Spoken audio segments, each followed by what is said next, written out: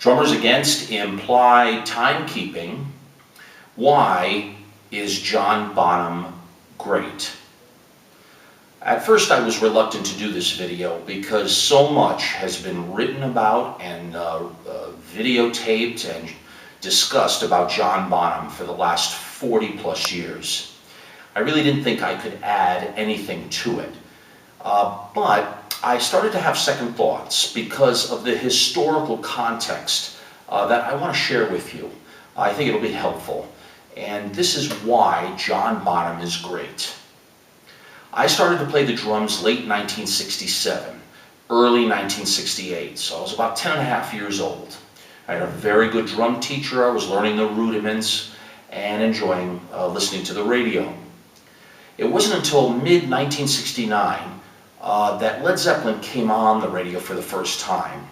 And they were very striking when you heard them the first time because of the way it was. It was powerful stuff. I didn't quite understand drums well enough to know what John Bonham was doing. It just seemed a little bit loud and crazy. It didn't make much sense to me. I was just in the basic level of drums.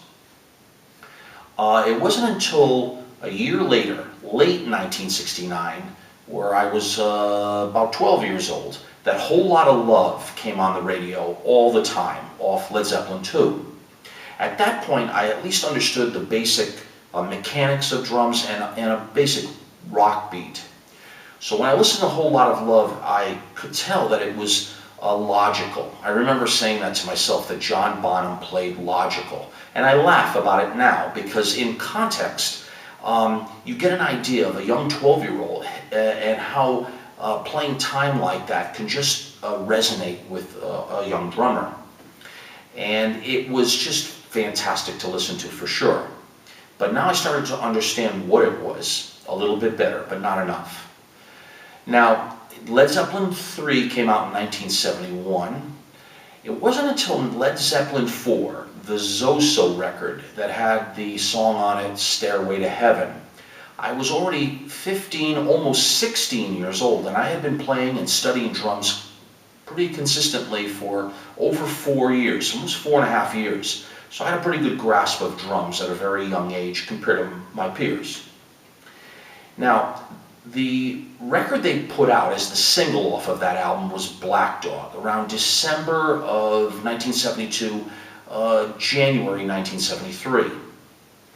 Now, it sounded unusual because of the way the rhythm was. I couldn't quite make of what they were doing. I knew Bonham was playing in 4/4, but the band was doing something else. It wasn't until years later when Jimmy Page did an interview with Guitar Player magazine where he mentioned that he was playing in 5/4 and John Bonham was playing in 4/4, which means that John Bonham would end up on one 5 bars down the line and John Paul Jones and Jimmy Page would end up 4 bars down the line. That was an extraordinary thing for a young drummer to hear, but I did understand the mechanics in general fully at the time, and it resonated really strong. That's why I want you to know that Led Zeppelin had an effect at the exact time they were putting it out. They have the same effect over 40 years later. Now, there are 2 fills in Black Dog that I want you to know and listen to again always, because they are trademark points of why John Bonham is truly great. In the first break on the song Black Dog, there's a vocal thing that goes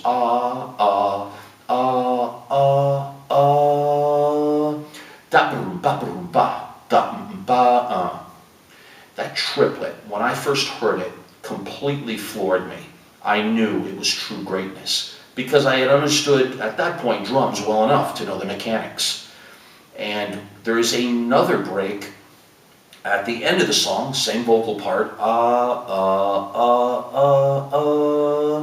He takes a triplet and pulls one of the notes out and goes around the drum set. Ba-da, ba-da, ba-da, ba-ba, into the guitar solo. Now those 2 breaks are just great examples of how he used space, played tastefully and intelligently.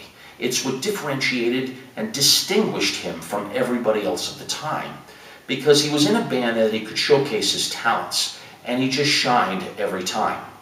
There are so many tracks that Bonzo played on that really are standouts, but for me, Black Dog is definitely one of them. And for those of you who do not know it, that are younger drummers, you have to hear that and know it.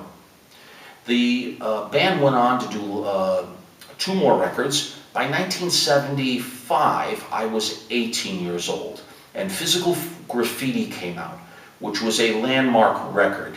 And at the time, I was anticipating it because I knew the technical aspects and the mechanical aspects of drumming and was looking forward to hearing it. So on that album, there's lots of great cuts, but one in particular is the Wonton song. The band is playing a riff, and Bonham is playing a quarter note feel over the riff. And what makes that unique, that particular song with Bonham on it, is he counter rhythms all over the place, especially on the snare drum. And he's doing it kind of in an improvisational way. And it really stands out as another unbelievable track for him. And I want you to know that. Amongst all the other great tracks on so many different albums he did, these are 2 songs, Black Dog and the Wonton song. The thing that stands out always, and I want younger drummers to understand, you may not have the greatest chops in the world. Bonham may not have had the greatest chops, but his ability to think creatively makes up for it, because creativity is forever. And I want you to know that, and he's an example. What he was doing in 1973 resonated then, the minute I heard it. It resonates now, after 43, 44 years, and it'll resonate forever for generations to come of drummers to listen to. And that's what I want to inspire in you. John Bonham is great because he had that ability to play creatively. And when you think about it, the thing that just shocks me now in retrospect is he's only 10, 11 years older than I was. So when you think about, I'm at 12 years old listening to these things, he's only 23. You have to really take a step back and say he wasn't just creative and great, he was a very young guy doing it. So he was really one of the greats. And I want you to know that and understand it from the historical context. As I was learning, I watched Led Zeppelin grow, and I knew and identified, like many other drummers, why. You could hear it. And greatness is something that cannot be denied. And so, hats off. If you have any questions regarding John Bonham or anything in general on my channel, feel free to contact me on twitter.com/drummersagainst, facebook.com/drummersagainst-implied timekeeping. I want to welcome anybody looking into my channel for the very first time to please take the time and go through my extensive catalog to understand the things that I'm teaching. And I would like you to subscribe, because your subscription is the support that I need to continue, and I really thank you. Now, those of you who have stayed with me, I have a lot planned to come up that are technically challenging for you, and I appreciate your support too, so thanks. So let me know what you think. Hopefully you'll understand and go back and listen to just so many of the tracks that John Bonham played on, but especially the 2 I'm mentioning. They are just monumental rock and roll tracks for any drummer to know and to praise. Okay, so my best to all of you for looking in, and I look forward to hearing from you. All right, take care, let me know.